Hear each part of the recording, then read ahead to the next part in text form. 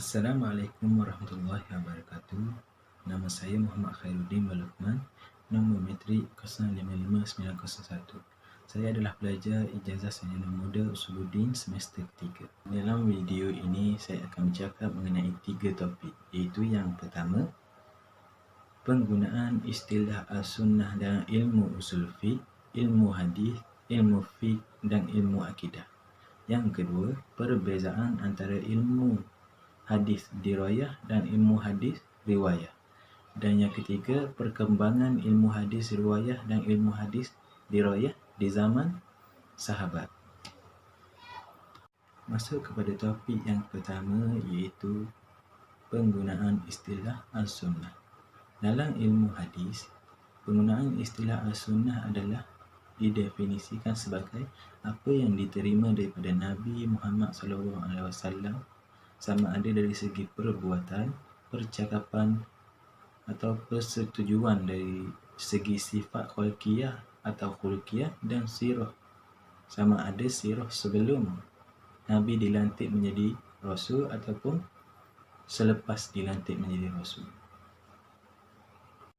Ilmu usul fiqh pula memberi definisi Al-Sunnah adalah sebagai segala apa yang datang daripada Rasulullah selain Al-Quran, sama ada dalam bentuk perbuatan, percakapan atau takrir yang dapat dijadikan dalil untuk menetapkan hukum syarak.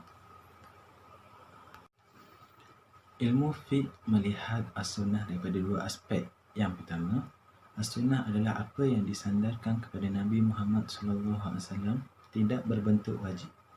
Ia dikira amalan sunat yang merupakan salah satu daripada hukum syarak, iaitu wajib, sunat, harus, makruh dan haram.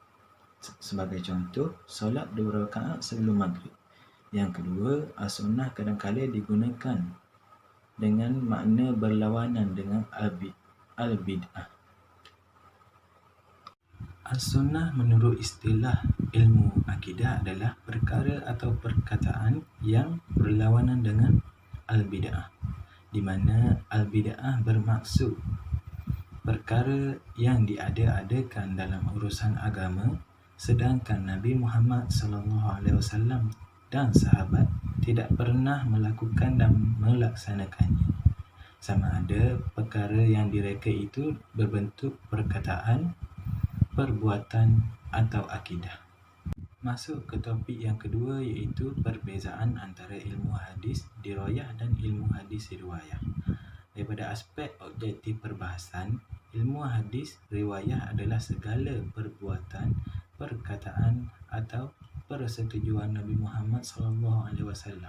Manakala objektif perbahasan ilmu hadis dirayah adalah hakikat, sifat-sifat dan kaedah-kaedah dalam periwayatan.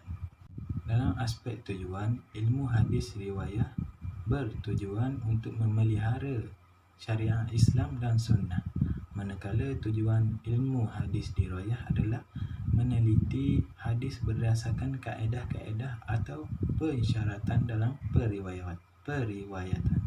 Faedah bagi ilmu hadis riwayah adalah memelihara syariat Islam dan sunnah, manakala faedah bagi ilmu hadis dirayah adalah mengetahui periwayatan itu diterima atau ditolak. Masuk kepada topik yang ketiga, iaitu perkembangan ilmu hadis riwayah dan ilmu hadis dirayah pada zaman sahabat. Para sahabat berbeza antara satu sama lain. Hal ini kerana ada sahabat yang lebih awal memeluk Islam dan ada sahabat yang memeluk Islam kemudian. Dengan itu, ada yang banyak mendengar daripada baginda dan ada pula yang sedikit. Selain itu, ada di kalangan mereka yang sepenuh masa bersama baginda dan ada juga yang terhalang daripada bersama baginda atas keperluan kehidupan dan mencari rezeki.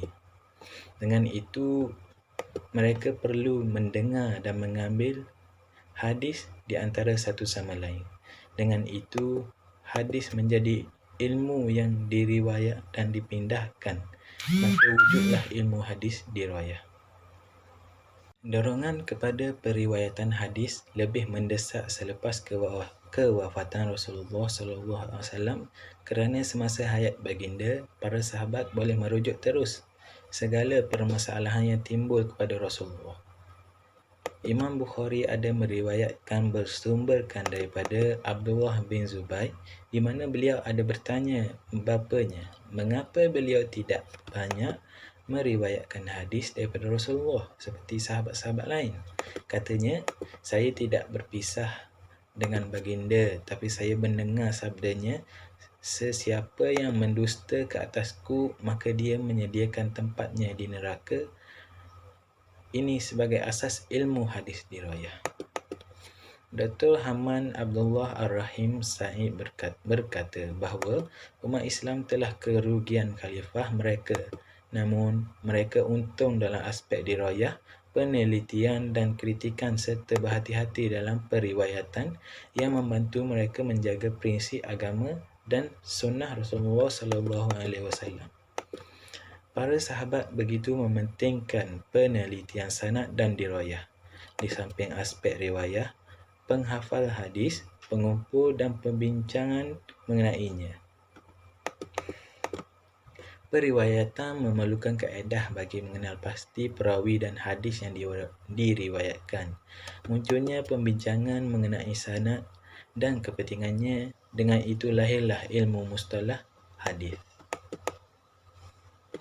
Di zaman ini juga bermulanya tradisi rihlah, iaitu merantau bagi mendapatkan hadis. Ini kerana para sahabat yang mendengar hadis daripada Rasulullah telah bermaustating di segenap ceruk dunia Islam. Contohnya Abu Ayyub Al-Ansari, walaupun banyak mendengar hadis daripada Rasulullah, telah merantau ke Mesir bagi mendengar satu hadis daripada Uqbah bin Amir.